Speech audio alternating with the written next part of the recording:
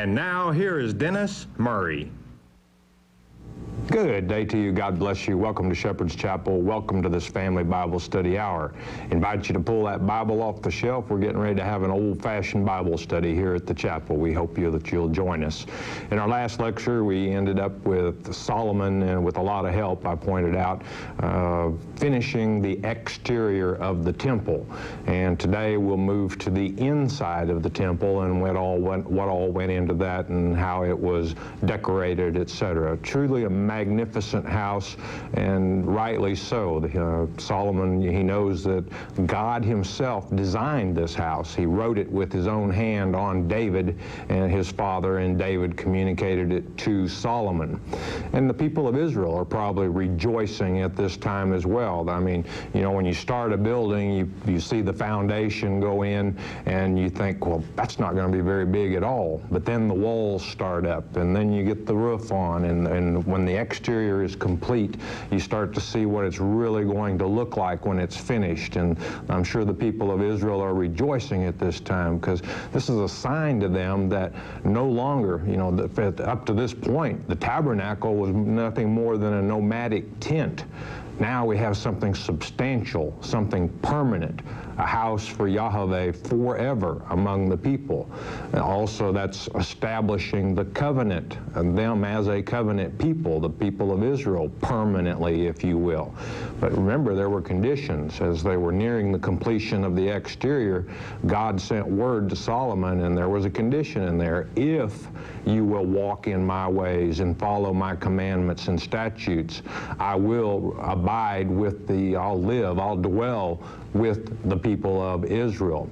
And again, a reason to rejoice on the part of the children of Israel, a place that they could now look to, with the ark being the home of the Ark of the Covenant, for word from God in particular instances, advice, if you will, from God, a place that they could pray and that they would know that their prayers would be heard and answered. Although any building is not large enough to contain our Heavenly Father when the heavens cannot contain him. But this is a visible sign of man. And I'll remind you, when we first started Kings is a view pretty much of the same events as Chronicles is, a few variances, but a lot of parallel passages.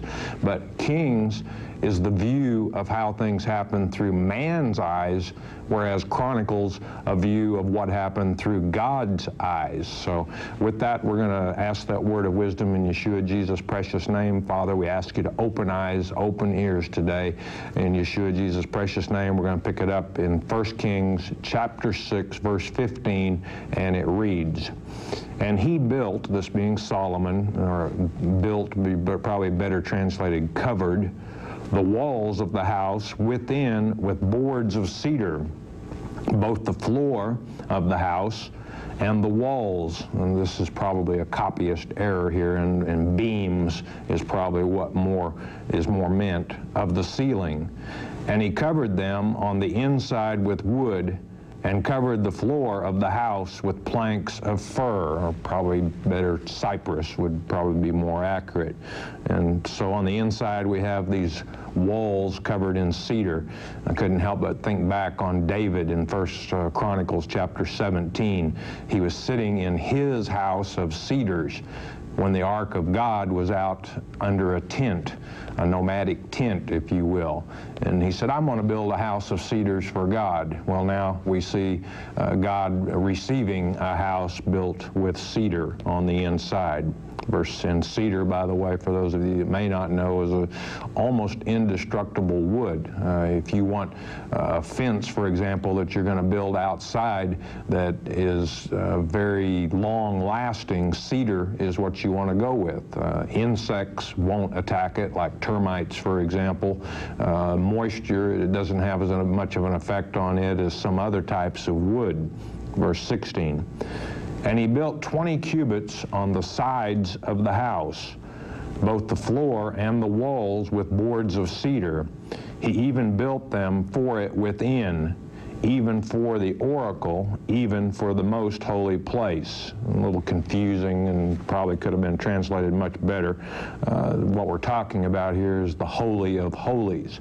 And you'll recall the inside, the interior of the main sanctuary was 60 cubits long. And what this is saying here is that on the hinder part of that, or the back side of the inside of the main sanctuary, we have a structure going there, and a separate room, and that room is the Holy of Holies. And it will be 20 cubits square, as we will see as we work our way through this. So don't let this throw you. Verse 17. And the house, that is, the temple before it, was 40 cubits long. In other words, you could think of, if, okay, we had 60 cubits in total length, and we're going to use 20 cubits of that for the Holy of Holies. That leaves 40 cubits for the holy place. In other words, the part of the sanctuary where the Ark of the Covenant will be is referred to as the Holy of Holies, but then also the remainder of the inner sanctuary is called the holy place. Verse 18.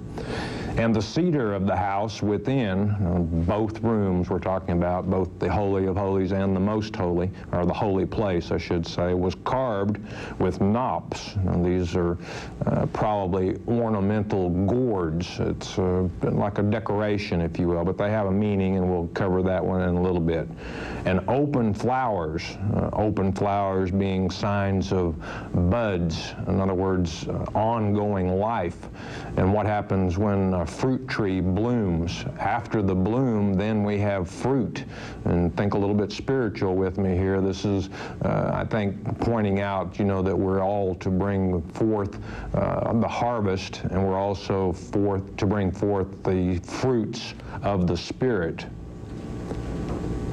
All was cedar, and there was no stone seen. And again, everything covered with woods, even on the floors, so that you don't see these huge rocks, stones that made up the walls and the foundation. Verse 19. And the oracle, this being the Holy of Holies, he prepared in the house within to set there the Ark of the Covenant of the Lord.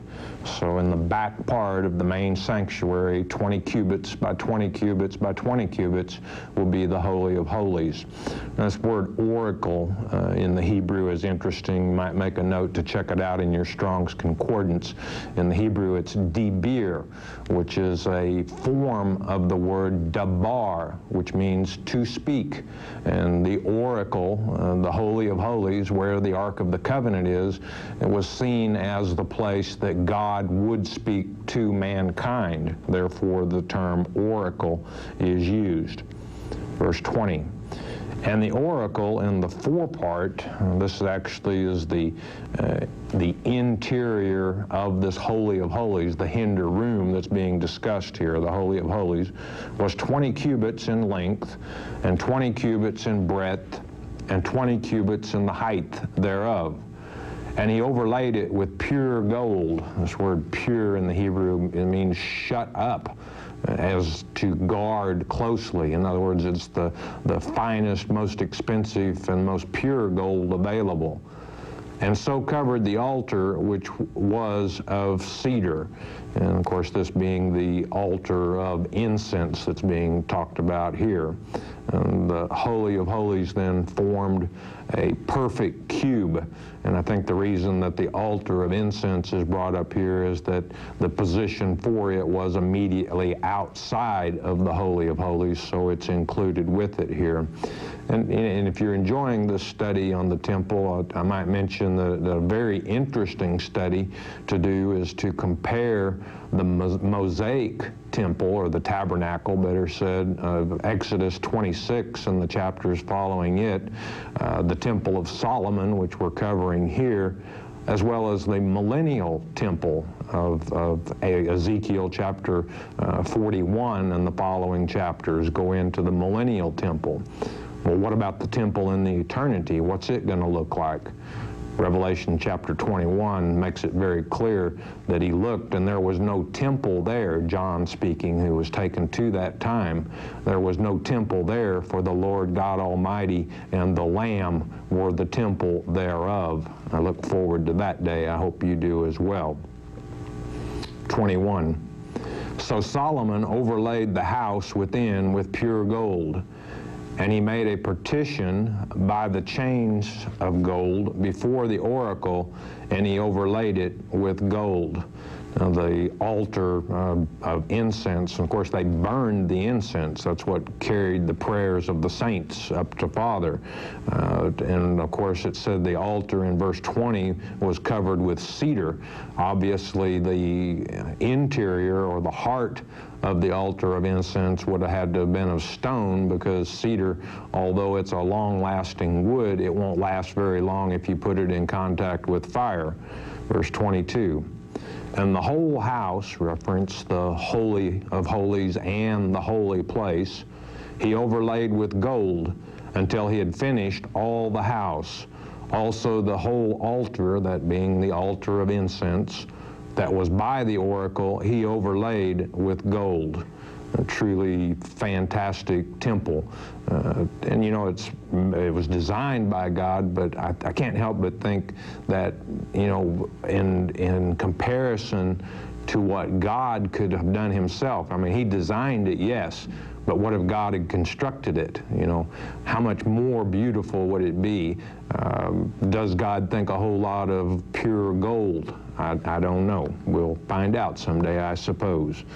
Verse 23, and within the oracle he made 2 cherubims of olive tree, each 10 cubits high. Again, within the Holy of Holies is where the cherubims would be.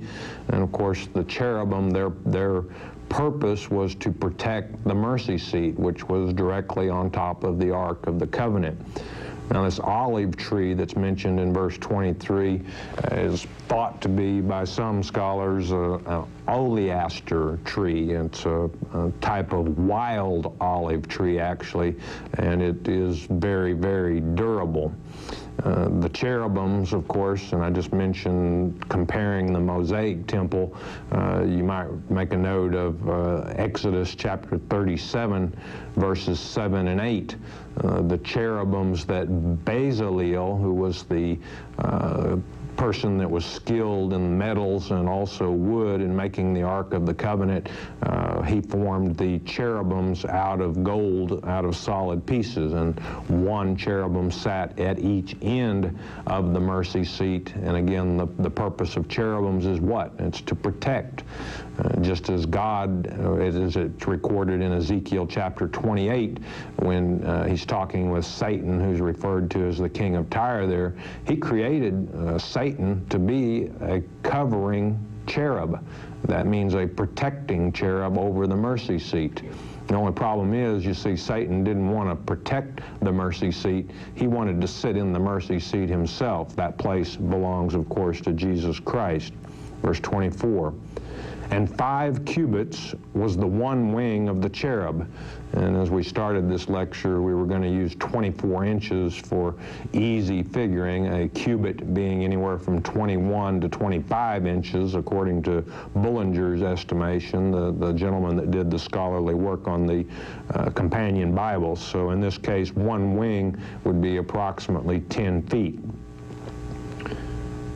And 5 cubits the other wing of the cherub, from the uttermost part of the wing unto the uttermost part of the other were 10 cubits. With both cherubs, then, we have a total of 20 cubits, which is the total breadth or width of the Holy of Holies. In other words, completely covering the wall and protecting the mercy seat. Verse 25, and the other cherub was 10 cubits. Both of the cherubims were of one measure and one size. They were identical, in other words. 26, The height of the one cherub was 10 cubits, and so was it of the other cherub. In other words, the total and the whole total height of the room, the Holy of Holies, was 20 cubits. So at 10, they would cover approximately halfway the total height of the wall, halfway up to the ceiling. 27. And he set the cherubims within the inner house, in the Holy of Holies, in other words, and they stretched forth the wings of the cherubims, so that the wing of the one touched the one wall, and the wing of the other cherub touched the other wall, and their wings touched one another in the midst of the house, filling the entire wall, completely protecting the mercy seat again. 28. And he overlaid the cherubims with gold. Truly fantastic to see, but remember now, who was allowed in the Holy of Holies? There was only one. That's the high priest, and that was only one time per year, and that being on the Day of Atonement, the 10th day of the 7th month. And then they put little bells on his shoes and his hem so that when he went into the Holy of Holies, they could hear him, make sure that he was still alive. For you see, for man to be in the presence of Yahweh, it's overwhelming, and only, again, the high priest was allowed. So these cherubims, I'm sure, were something to see, but not very many had the opportunity to see them, especially after God took possession of this house, which we'll cover when we get to the acceptance, where the glory of the Lord fills the house, as it did the tabernacle as well.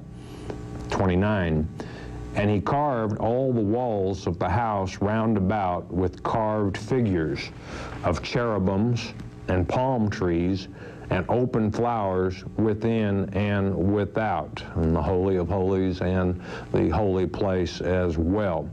In Ezekiel chapter 41, verse 18, we learned that these cherubims and palm trees were alternating. And so as you might visualize, it doesn't say anywhere exactly how high on the walls they were, but we could imagine probably where man could easily see them would be important. So I think we probably had these flowers running along the bottom, and then the top forming a border, if you will, and then the cherubims and the palm trees alternating within this border of the flowers, probably along about eye level would make sense, I would think. Verse 30.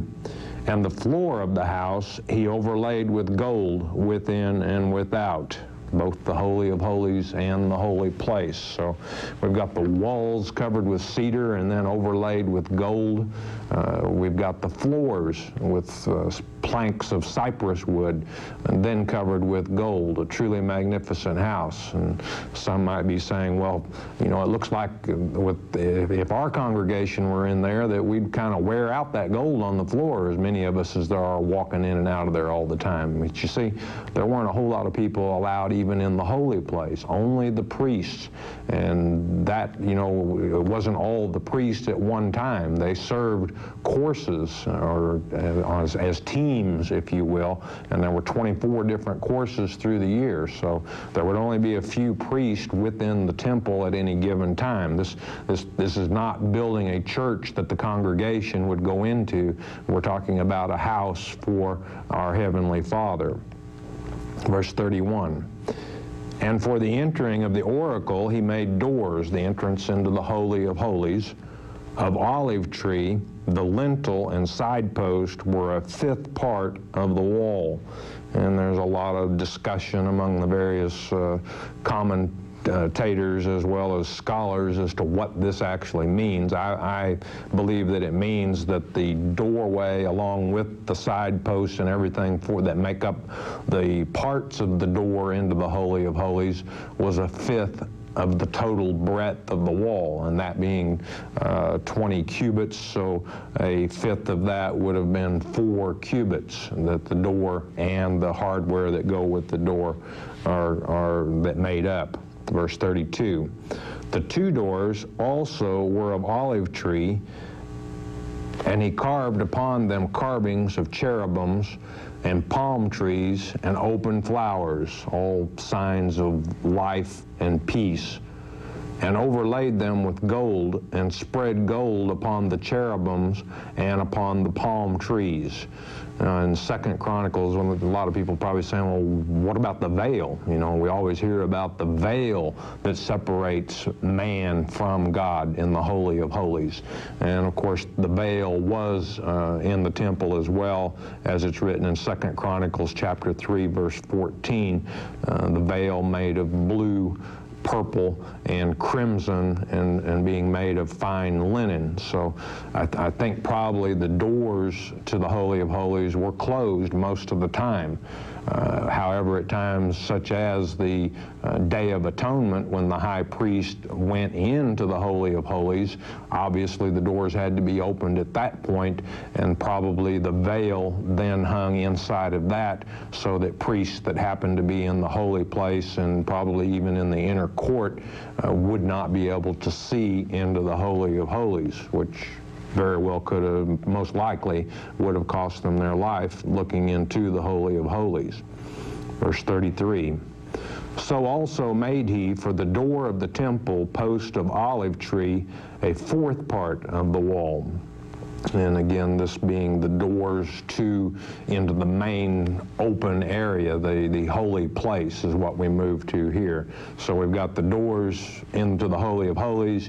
Now we're talking about the doors that come from the inner court into the larger main sanctuary, which contained the Holy of Holies. And it's saying, let's go on to, what do we say? It's a fourth part of the wall. Again, that I think means that it was a fourth of the total breadth of the building, and that would be, in this case, 5 cubits. So this set of doors a little bit larger. Now these doors were folding so that you could open one independently of the other. And when we get to, I believe it's chapter 10, verse 17, we'll see that the hinges of these doors were also made of gold. Verse 34. And the 2 doors were of fir tree. Again, I think fir, better put cypress. The 2 leaves of the one door were folding, and the 2 leaves of the other door were folding, simply meaning that they could be independently opened and shut. And these, of course, were the only doors inside of this sanctuary. You remember when we were talking about the external construction, we had on 3 sides of the main sanctuary, we had 3 stories of different chambers or rooms, but there would not be any doors from these chambers and rooms into the sanctuary. The priest would have to obtain whatever it was. There were a lot of utensils, things used in the worship of Yahweh that had to be stored somewhere, and they were most likely kept in these rooms. One of these rooms later would be utilized to store the Mosaic tabernacle itself. It would have been a very historical piece of that they would want to keep, and that's recorded as well in God's Word. Okay, verse 35. And he carved thereon cherubims and palm trees and open flowers, and covered them with gold fitted upon the carved work. And this gold that we keep talking about here would have been gold that is beaten very finely, and therefore could be formed, in other words, if you had these carvings of cherubims and palm trees, and then you take a hammer and have a thin piece of gold and beat it to it, whether the cherubim and palm tree be that it extends out from the wall or if it's engraved into the wall, either way, as you beat the gold with a hammer, it would take the shape of it, and therefore you could see it. So don't let that throw you. Then they were probably, the sheets of gold would be attached with tacks, most likely. 36. And he built the inner court with 3 rows of hewed or cut stone and a row of cedar beams. Now there was also, of course, an outer court, as is written in 2 Chronicles chapter 4, verse 9. And what you would find in the inner court, however, would have been the altar of burnt offering would have been located there. And then when we get to chapter 7, we'll see the brazen altar, which is a huge container for water, along with the 12 oxen representing the 12 tribes of Israel holding it up, and then also the 10 bases and the 10 lavers that will be constructed in verse 7 would be found on the inner court. And only the priests were allowed also in the inner court. Verse 36. And even though we got that, 37. In the 4th year, this repeating when we began the construction, it refers to the 4th year of Solomon's reign, was the foundation of the house of the Lord laid, and in the month Ziv, 38. And in the 11th year, in the month Bul, which is the 8th month, it says, was the house finished throughout all the parts thereof, and according to all the fashion of it, so was he 7 years in the building it, and actually about 7.5 years in the construction of the temple. Now, the temple is not quite ready at this point to dedicate and start worship there. There's a lot of furniture that has to be built still, and that's what we'll get to as we work our way through chapter 7. However, and again, though, we have the exterior and the basic internal part of the temple built. Something very visible at this point to the people of Israel, something you can imagine that they're very proud of. Okay, 7.5 years Solomon is in building the temple, had a lot of help, over 200,000 people, and I should mention he had God's help, I'm sure, in building the temple as well. Now in chapter 7, the first several verses will be covering Solomon's palace, his own palace. First, he finished the house of God, obviously being more important than his house. And when we talk about the palace of Solomon, we're not just talking about the house he resided in. There's several buildings that made up his palace complex, you could think of it as. The house of cedars of Lebanon, the porch of pillars. We'll also have the throne hall where his throne was set up, his residence where he lived, and also Pharaoh's daughter's house making up part of this complex. So with that, excuse me, let's pick it up, chapter 7, verse 1. But Solomon was building his own house 13 years. Again, this would have begun after the temple was finished, the Lord's house, and he finished all his house. And again, think about, 7.5 years building the temple, 13 years building his palace complex. By the time we got through building this, he's halfway through his reign. Solomon, like his father, ruled for 40 years. So we're 20 years into his reign when these buildings, quite a building appetite on Solomon's part. Verse 2, he built also the house of the forest of Lebanon.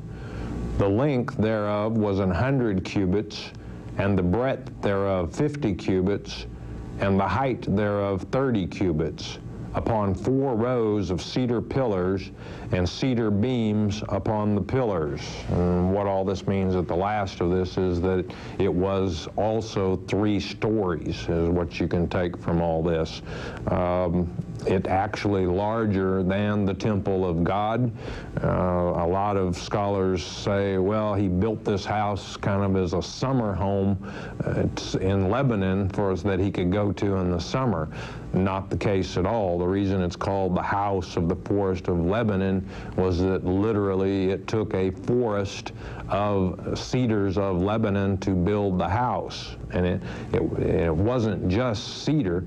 It also, as we'll see in the later verses in this chapter, there was stone involved as well. But we're talking about how the basic structure was set up for the interior of the building. Obviously, there were large stones, just as the temple utilized in his palace, because it just wouldn't, the cedar would not last very long as far as enough to support itself for 3 stories particularly. Verse 3, and it was covered with cedar upon the beams that lay on 45 pillars, 15 in a row. And this means that there were 15 side rooms on each of the 3 floors. In other words, a total of 45 side rooms. Now, it's conjectured a lot about what this house of Lebanon was utilized for.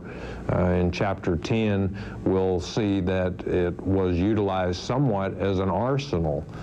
For the 300 shields that Solomon had made were stored in the house of Lebanon, or the forest of Lebanon. But it obviously had other uses as well, but it's not written what those uses are. Verse 4, and there were windows in 3 rows, and light was against light in 3 ranks. In the Hebrew, this is that was sight against sight, and I think it means that the windows were spaced exactly opposite of each other throughout the house. Verse 5, and all the doors and posts were square with the windows, and light was against light in 3 ranks. And nowhere is it written that this palace, the house of Lebanon, Solomon's residence, the house of Pharaoh's daughter, the judgment hall, were designed by God. I think these all were probably by Solomon's own design. Verse 6, and he made a porch. Now we have another building here that we're begun discussing, of pillars. The length thereof was 50 cubits, and the breadth thereof 30 cubits. And the porch was before them, and the other pillars and the thick beam were before them. And this is referring to the porch. These beams would have been to support the roof, obviously.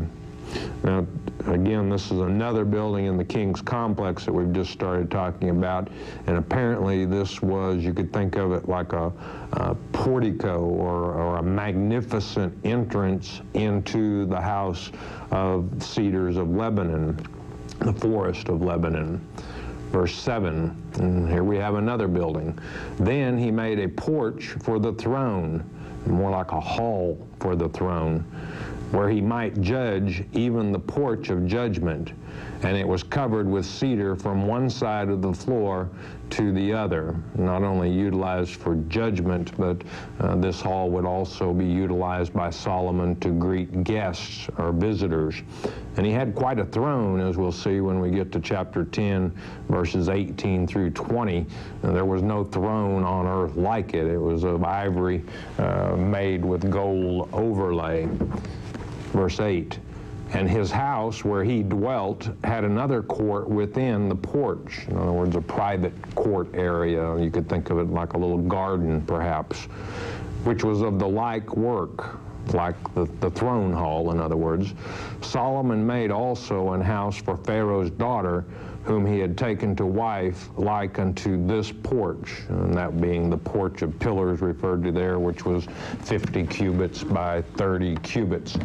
Those of you that have companion Bibles, I might mention you have an Appendix 68, and I believe it's Roman numeral 5, has somewhat of a diagram of how Bullinger sees that all this was laid out in relationship to each other, including where the king resided, the house of the forest of Lebanon, Pharaoh's daughter's house, and so on. I couldn't help but wonder, you know, about Solomon ends up with, I think, like 300 wives and 700 concubines. I don't think that he probably moved them all into the house of Pharaoh's daughter. I don't think there would have been room for all of them, but that was later on in Solomon's life, and things are going good now. He's building, now he's got the house of the Lord almost finished, and obviously would have been finished as we're talking beforehand, but we're kind of jumping around here chronologically time-wise. So in our next lecture, we'll finish up with his own palace area, then we'll get into Hiram, not the king of Tyre, who he made the agreements with, the contracts with for the cedar wood, but a man of Tyre also, or actually he was born of Israel, but he was residing in Tyre. His father was stepfather and was an artisan, if you will, in metals, and we'll get to all the various utensils that were made by Hiram for the worship of the Lord by the priest. Got a short message. Won't you listen?